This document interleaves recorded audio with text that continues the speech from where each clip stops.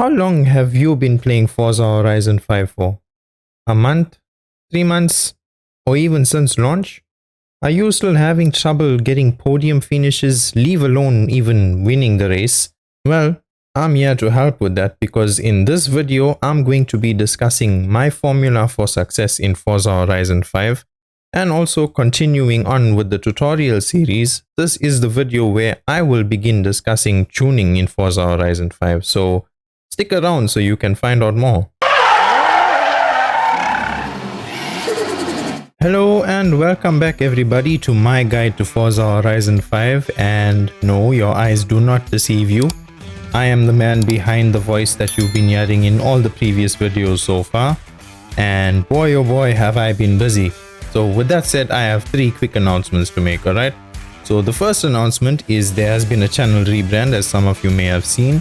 If you've been watching my videos from the beginning, you would know that I am going by the gamer tag Shinigami, which is basically Japanese for the Grim Reaper. And I've always loved racing games since the age of 6, in fact. So when you put those two elements together, what you end up with is the Racing Reaper. Now the next announcement is that there is now a Discord server, and I'll put a link for this server down in the description below, so you can go ahead and join that right now. You first need to accept the rules of the server, and then you can pick your roles and your specialties and so on. And this is just to make it easier for everybody to figure out who you are and what you like about the game and what you're good at especially. The purpose of this server is to build a community of like-minded players, whether you're somebody who needs help or somebody who can offer help, or you just want to get together with some friends and play the game. So that's what the server will exist for. The last announcement for now is that I will be starting Twitch streaming soon, so you can go ahead and find a link to my Twitch channel in the description down below. The schedule is going to be like this, okay? On Thursdays, it will be all about the weekly events and testing the cars and giving you the tips and the tricks on how to complete these events as easiest and as fast as possible. Also, you are welcome to join me for this because I know some people have a lot of trouble with completing the trial, especially with, our teammates. On Fridays, it will be all about building, tuning and testing cars in online racing. And I'm still thinking about what the third day and what the third stream of the week should be like. I'm even deciding whether it should even be about Forza Horizon 5, because I do play other games like SnowRunner and Car Mechanic Simulator. So I'm still thinking about what game I should play and what the stream should be about on the third stream of the week. So I'll get to that, and I'll leave the announcements on the YouTube channel and the Discord channel to let you guys know when the Twitch streaming is going to start and exactly what it's all going to be about, alright? So you can check that out. Now, finally, on to what this video is actually about, and the first thing is my formula for success in Forza Horizon 5. And this is something I took some time to think about because it has to tie in with my tutorial series and what I've been discussing so far. And also I've always been mentioning that the tutorial series is the exact way that I do things, right? So this formula is actually a graphical way for me to explain that to you guys in the easiest form possible. So yeah, it is. So as you can see, this is the Forza Star Driver formula. You can see that at the center of the star, see, star. So at the center, we have the car, and basically what this is telling you is everything around it is dependent on that, right? And the next thing is this is a tiered system. So we start from the bottom and we work our way up. And starting over here is upgrades, right? So from the car, you've chose it, you know what you want to use, you gotta upgrade your car properly. Then you move on to tuning, which I'm going to be explaining going forward in the next parts of the tutorial series. And then the next thing we move on to is track knowledge. Now, this is something that comes with practice. You have to have driven tracks over and over. You'll figure out what lines you should take, where you should cut corners, your braking points, etc. You know how it goes by now. And you just have to practice. It's only what makes you perfect. And the next thing is your emotions, which is, it seems silly, I know, but trust me, this makes a big difference to how you play the game. I'll use me as an example. The other day I was attempting to record this video and my PC started stuttering because of all the new equipment that I've got, and at some point my PC can't handle it. So it took a lot of tweaking and fixing things and getting the settings right, but eventually I did get it right. But for that moment when I was playing the game and trying to record, I was really frustrated. I'll actually play a clip now in the background to show you that the first lap of the race, I was dead last, and that whole lap I struggled. I wasn't braking on time, I was getting on the power too early and full throttle straight away, no throttle control coming out of corners, and it just ruined my first lap. But by the second lap, I managed to calm down and I actually caught up all the way from last place through to second place. So your emotions actually play a big part in how you play the game and how well you do in the game. And at the top here, finally, we have technique, and this is something that's going to come up in the later part of the series. I'm actually going to discuss with all of you all the different techniques that I use, my overtaking techniques, my braking, the way I get on the power, when to shift in what situation, things like that there. I have a lot of tricks in my head that I can share and discuss with you guys, so you guys can stick around and look forward to that. Alright, now the next part of the video, I'm gonna have to jump into Forza Horizon 5 because this is finally where I can begin discussing tuning.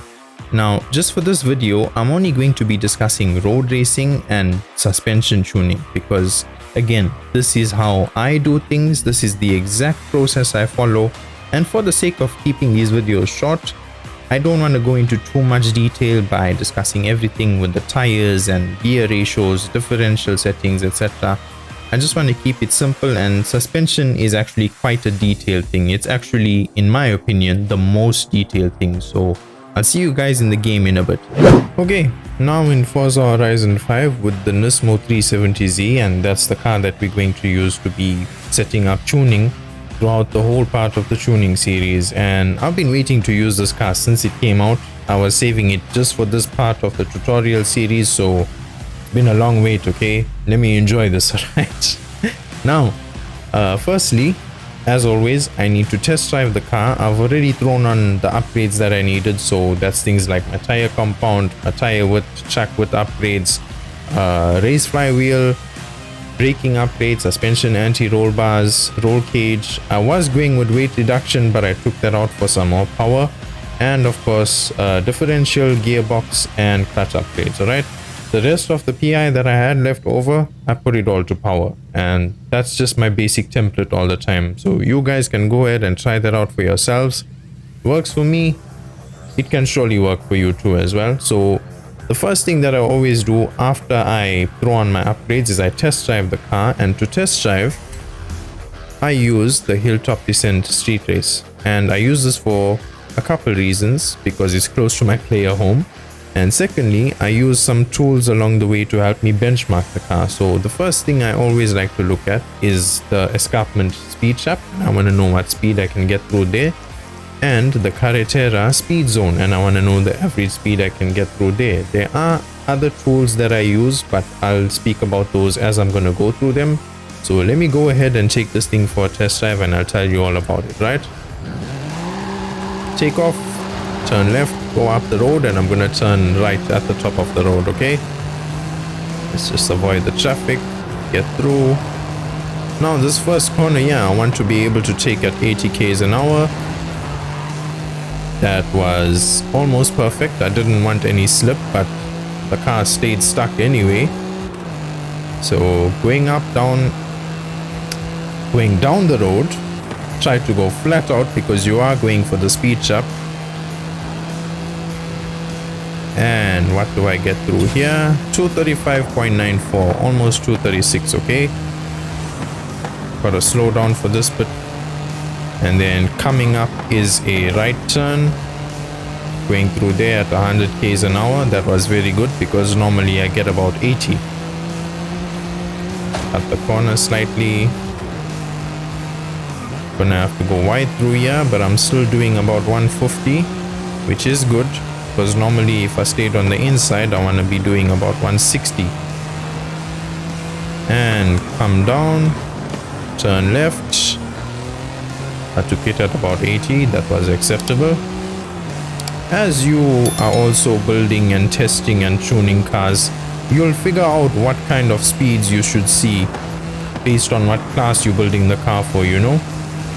And as time goes on, you get very good at it, and you figure out things like what upgrades a car should have based on its drivetrain or its weight or something like that there. So, into the speed zone now. Gotta brake a bit for this corner. Cut this in as deep as possible. And the speed I'm walking out with is 220.23. Now it's not done there. I want to go ahead, take this next series of corners at full speed, and I want to see no understeer, which means I want to stay as left as possible from now, and I don't want to see the car go right into the grass. And of course there's some traffic in the way. I'm going to rewind that. Bloody Jetta. Yeah, stay in the grass. Let's avoid this van. Now this next corner, as soon as I cut the apex, I'm going to slam the brakes. And I want to stop as close as possible to that road sign.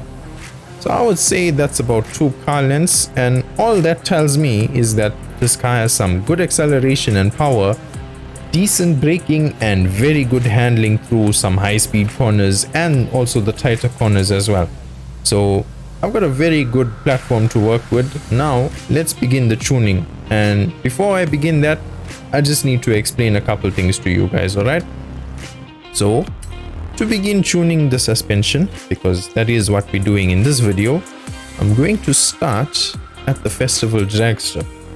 Now here at the festival drag strip, and before we begin anything, the first thing you've always got to set is your ride height.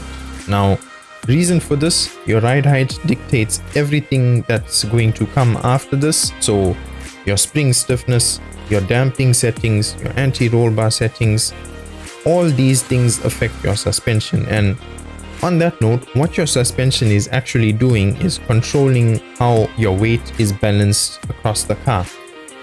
Whether you're under acceleration, whether you're turning, whether you're braking, your car goes in 6 different directions. So that's front, front left, front right, backward, back left, back right. Those are the 6 directions that the car moves in. Now, for example, if your car is moving forward, then all the weight of your car will be at the back of the car. And let's say you were reversing and you're turning to the left, all the weight of your car would be at the front and the right. Now, with that said, every time you are driving, the weight of the car always goes in the opposite direction. So you've got to remember that, and you also have to make your suspension cope with that as much as possible. You want to take advantage of your tuning as much as possible, because it's basically free performance that you're getting. So after setting the ride height, well, I didn't really change it because I'm happy with the way that is. I need to set my spring stiffness. Now to do that, I'm going to bring up telemetry, scroll over to suspension, and this is where I need to explain something to you. So give me a second. Alright, so this is basically what you are seeing in the telemetry menu for suspension. Now, what you see here, this is the bar, and basically every time the pink bar moves up, that is your suspension being compressed. Every time the pink bar goes down, your suspension is stretching out. And this whole bar right here, these are the limits of your suspension, and you have to work within these limits. You cannot reach the actual limits of your suspension, because that is when bad things will happen. All right, now at the top, this is your wheel arch, as you can see written over here. At the bottom, this is the ground, so that's where your tire is actually touching the ground. Now the things you want to avoid, firstly, bottoming out. That doesn't mean sending your suspension all the way here. It actually means up at the top. You do not want your tire to be touching your arch. It's scraping. Bad things happen when that occurs. All right, the other part is you don't want your wheels off the ground, but this is easier said than done, because this is more something you should just avoid rather than actually remove completely. Because let's say you airborne, then what do? You were flying fast enough and then you hit a jump. You can't avoid that, can you? So just try to minimize these issues. Bottoming out though, you have to avoid that at all costs because you really don't want that. Now, the way you work this out in your tuning is, let's say your suspension is going up too high, you're compressing too much and you're actually touching the top. Then that is when you would stiffen your springs, alright? Let's say your suspension doesn't compress at all. That means your springs are too stiff. Now remember, you want the max range your suspension can give you. So you want to see the bar moving up and down, okay? Now I'm going to jump back in the game and I'll show you how I actually tune the suspension for this 370Z. See you in a bit. The first thing we need to look at is how the suspension reacts at launch. Now we're looking specifically at the rear suspension to see how much it compresses by. So we want to see how far the pink bar moves up. And we just want to make sure that the suspension doesn't bottom out in the rear when you're launching, alright? But you do want some range of motion because when the car launches, it's going to squat at the back. Remember I said the relation between which direction you're moving and where your weight moves to. So the back of the car is going to squat, and then when your suspension squats, the next thing that's going to take the force when you're launching is your tires. So you want to take as much force off your tires and put it onto your suspension so that your tires can maintain max grip and just get you out the gate as fast as possible. So let's do a quick test here, alright? Let's just make sure I'm in first. Let's get some revs going because I want it to be a bit hard. That barely moved at all, so what that tells me is I can actually soften up the suspension quite a bit. And now the next thing that we need to do is I'm going to drive all the way down onto the road straight after this drag strip, and there's a little hill that you go up, and you got to take this hill at max speed or as close to max speed as possible because you want the car to be at its limits, alright? Now why we're doing that is when you're going up that hill, your suspension is going to compress all around, and what's going to happen then is it's going to be able to tell us how much softer or stiffer we should make the spring rates, alright? So I'm going to cut the video here and I'll catch up with you when I'm at the hill, alright? Alright, approaching the hill now after this corner, and we're going to pay attention to how much the suspension compresses by or how far up the pink bar moves. So that went about 75% of the way, and I'm not exactly happy with that. I want it to compress as much as possible without bottoming out. I don't want to see the pink bar touch the top. I want to see it go as close to the top as possible.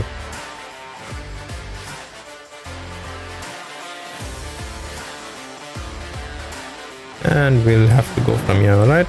So back into the tuning menu. I'm going to lower it as much as possible, all the way down, and you got your spring rates as you can see on screen for the front and the rear. Now the basic settings, or rather the default settings, are the car's most balanced settings, alright? What this means is this keeps the car balanced as much as possible with what stock ride height settings it had. Now you lowering the height and you want to push as much suspension travel as possible. The stock settings don't allow that, but what the stock settings do show is the most balanced outcome. And what I'm going to do is, if I remove 20 kilograms of force per millimeter on the front, I'm going to do the same thing on the rear. You don't work this out by the ratio of where the balance of weight is in the car and all of that there. That doesn't work out really. Engineers build the cars to be balanced. We should do the same. This is where the most balanced settings are for the stock spring rates. You want to keep that same ratio between the two, alright?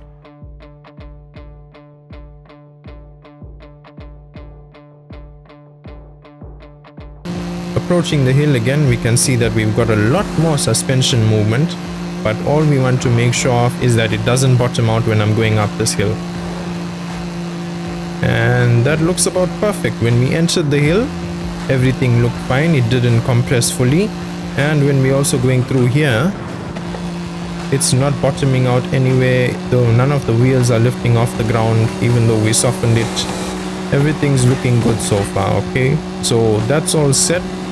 I just like to go through the rest of the road until I reach this point after this corner and make sure that nothing weird happens with the suspension. And I stop right here just before the speed bumps. Now, the next thing that we need to do is tune the damping or your shock absorbers. Now, with your spring rates, that controls the average movement of weight between the front and the rear of the car, alright? Your shock absorbers control how fast the weight moves. The softer you go with your shock absorbers, the slower it's going to be.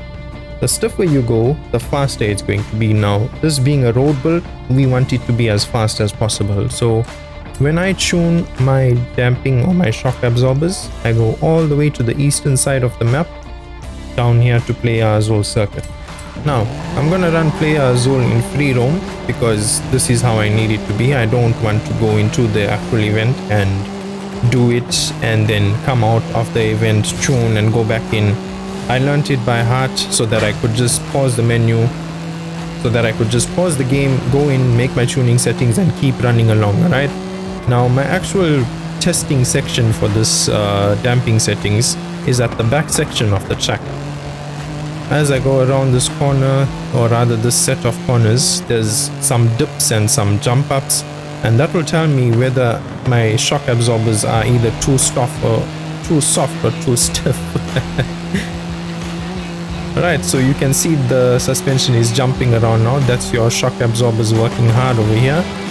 And what you want to see is how quick or how slow it moves. And that looked a bit slow to me. I want it to react a lot quicker. So when you are tuning your shock absorbers or your damping, alright, there's a relationship between the rebound and bump. Your bump stiffness is always a percentage of the rebound stiffness. And this doesn't work by the weight distribution of the car either. How I do this is, there isn't a big range of adjustment that you can make here. So I work with factors of 1%, 2.5, 5%, 7.5. I don't like to go any higher than that because any higher and it would become too stiff and the car starts to bounce around quite a bit after that. So for this, based on what I've seen, I'm going to work with a factor of 2.5% and I'm going to show it to you over here. Let me just get the whiteboard ready and I'll see you guys in a second. Alright, so back with the whiteboard now, and what we are looking at here on the whiteboard is basically the calculation that I've done for the front and the rear rebound and bump settings. Okay, so the first thing we need to work out is what is the relationship, or rather the percentage, between the bump and the rebound for the front and the rear.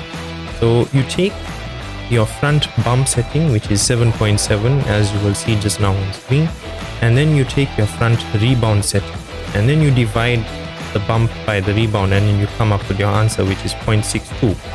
Then I said I'm going to increase this by 2.5%. So I've taken 12.4, multiplied it by 1.025, which is basically adding on 2.5% to it. I come back to 12.71. We're not done there.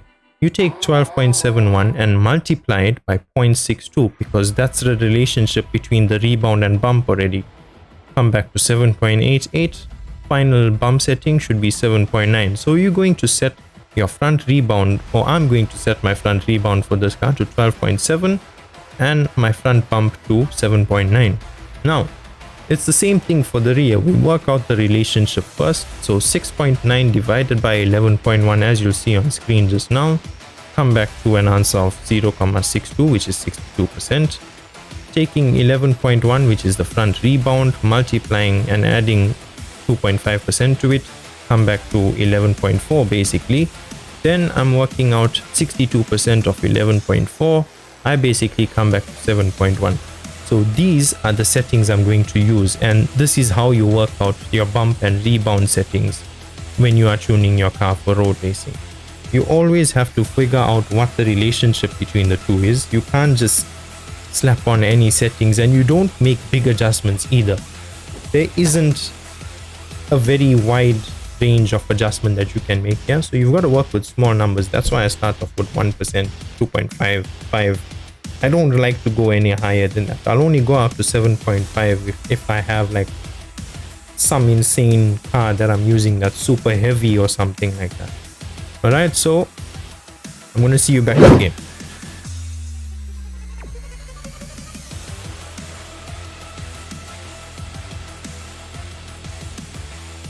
what you want to make sure of is that when it jumps up and down, you want to see some quick reactions happening.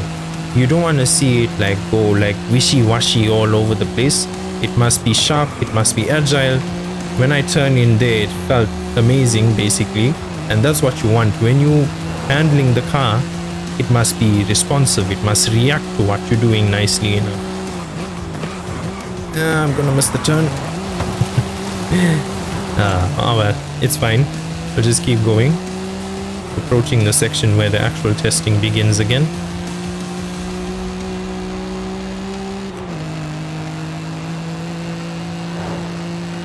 And that doesn't look too bad. It looks perfect actually. It responded, it reacted, it didn't bottom out. It just works perfectly, and even while driving the car I can feel that it's a lot better, you know. Now that's the damping done, and so far we've set up how the car shifts its weight from front to rear, okay, and we've also set up how quick it shifts its weight from front to rear. But what about side to side? You also turn and your weight shifts side to side, right? So only thing that controls that is your anti-roll bars, as you see on screen. Now when you're adjusting your anti-roll bars, because it's to control how the weight shifts from side to side, you need to be cornering a lot. Now the only place and the easiest way I do this is a constant corner, and a constant corner is a circle. So I just fast travel over there. This is one of 3 circles that I go to actually,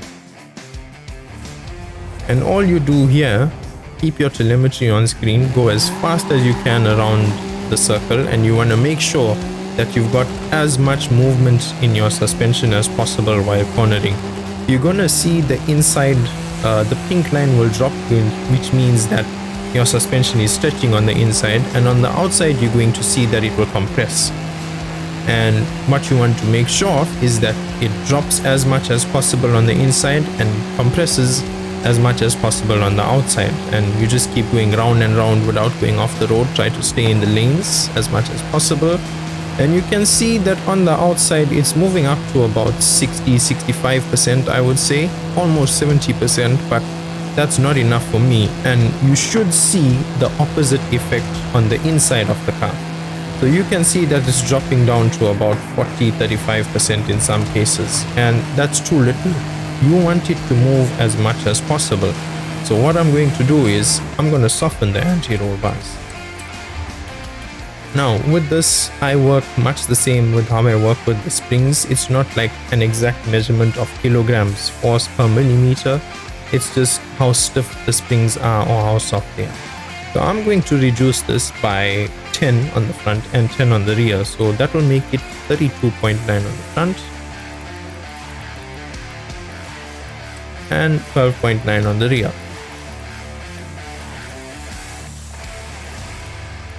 Right, let's give that a go.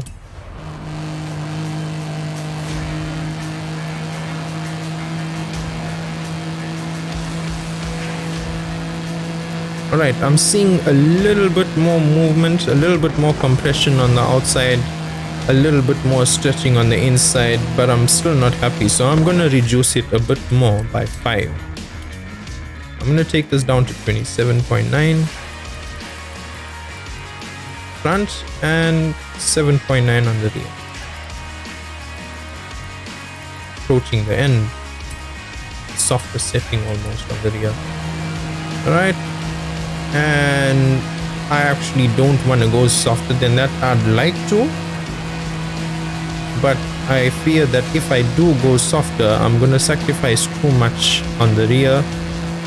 Actually no, you know what, that's actually looking perfect, sort of perfect. I'm not gonna call it perfect because I want to see more movement, but it's not enough for me. Alright, now that's just test number 1, and this is where you test your high-speed cornering and how the weight shifts during high-speed cornering, because you going around this corner sometimes, depending what class of car you're driving, you can go around there at 280 kilometers per hour. Alright, so the next thing is your medium speed cornering. You work down in terms of your speed ranges, and the next circle is down at the southern point of the freeway, and this is where we test medium speed. So medium speed is around, depending what class, it's 120, 140 kph. and you just do the same thing, but you don't make any adjustments at this point. You're just making sure that the weight shifts enough. You want to see a little bit more compression. Don't slide the car out, make it grip. See a little bit more compression on the outside and a little bit more stretching on the inside.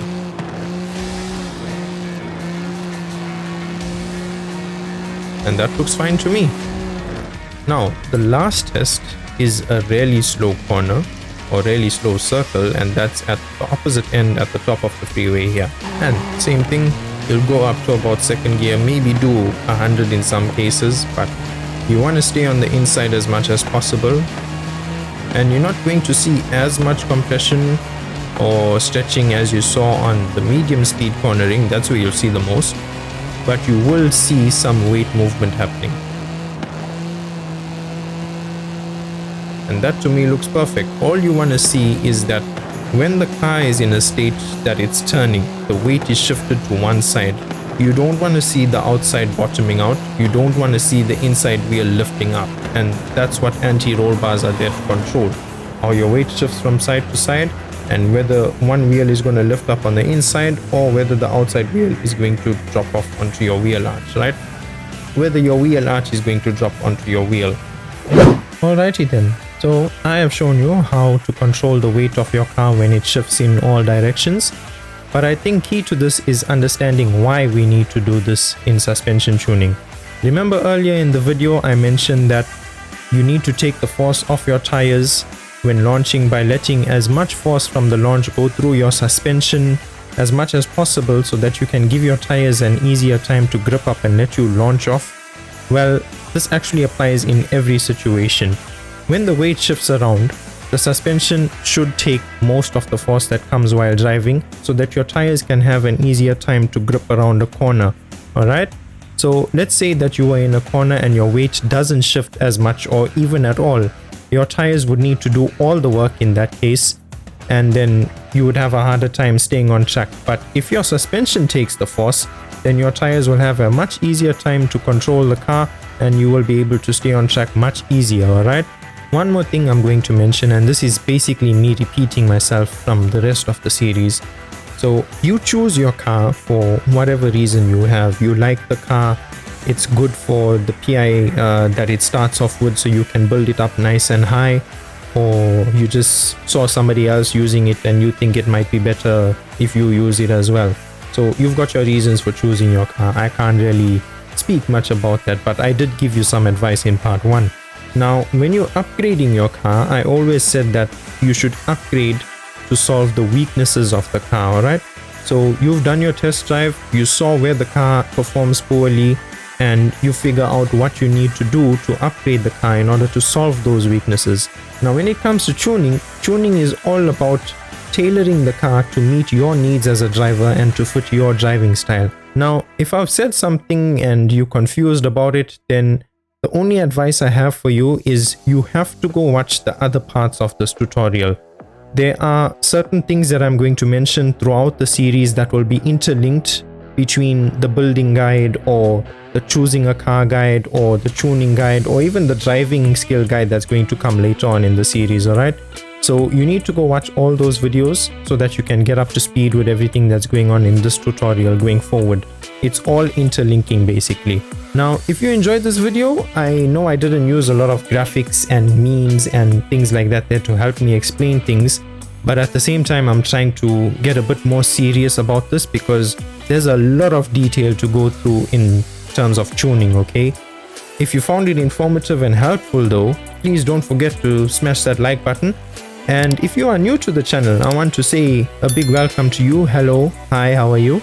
And I'm going to tell you to subscribe because there's a lot more of helpful tips and tricks when it comes to tuning and driving and other stuff as well. So subscribe and stick around for the rest of the information that I'm going to be bringing out for you guys in these videos. Ladies and gentlemen, boys and girls, it is unfortunately time to end. This has been quite a long video, I know.